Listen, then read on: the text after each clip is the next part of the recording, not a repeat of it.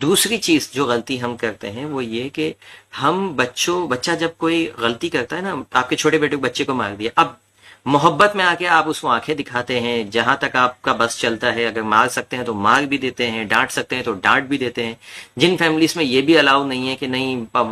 हम डांट भी नहीं सकते, हम मार भी नहीं सकते, तो फिर जो है वहां हम आंखों आंखों में उसको नफरत का इजहार करते हैं। वो जो बड़ा बच्चा होता है, या जो यूं समझ लीजिए कि वो बच्चा जो आपको तंग कर रहा है, वो बच्चा आपकी नफरत अपने अंदर इंस्टॉल करता है, यानी माँ की